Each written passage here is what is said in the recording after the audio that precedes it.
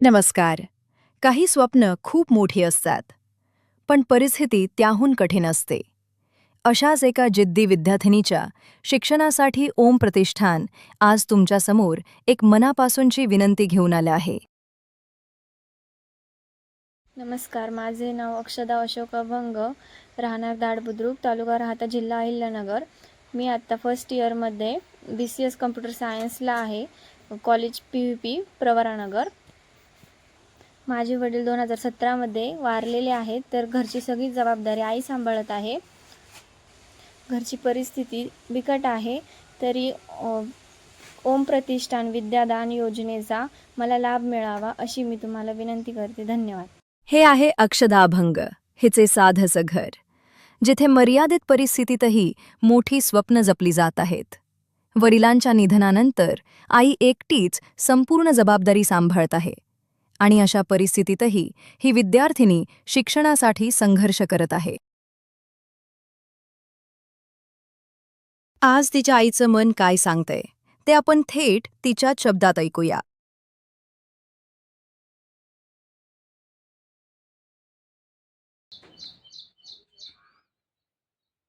माझे नाव शीतल अशोक अभंग, राहणार दाड बुद्रुक, तालुका राहाता, जिल्हा अहिल्यानगर. मला 2 मुले आहेत. माझी मुलगी BCS करते आहे, फर्स्ट इयरला आहे. व माझ्या कुटुंबामध्ये माझी 2 मुले व मी, आम्ही तिघेच असतो.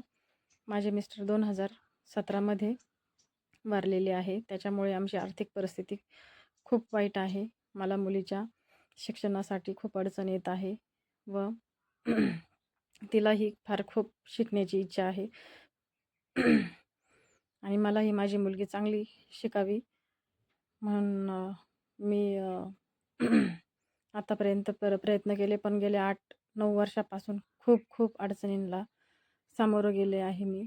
कारण की 8-9 वर्षामध्ये सगळं काही बदलून गेलं. मला अडचणींना सामोरं जावं लागलं आणि मी शेतमजुरी करते.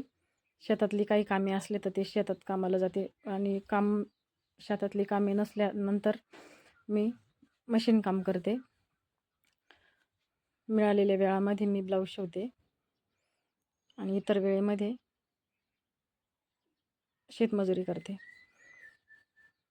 मला माझ्या मुलीच्या शिक्षणासाठी आर्थिक मदत मिळावी म्हणून मी ओम प्रतिष्ठान योजना आहे, ओम प्रतिष्ठान विनंती करते की माझ्या मुलीच्या शिक्षणासाठी मला आर्थिक मदत मिळावी. धन्यवाद. वडील नसतानाही आईच्या कष्टावर शिक्षण सुरू ठेवणारी ही विद्यार्थिनी तिचं एक छोटंसं स्वप्न पूर्ण करण्यासाठी तुमच्या सहकार्याची आज खूप गरज आहे.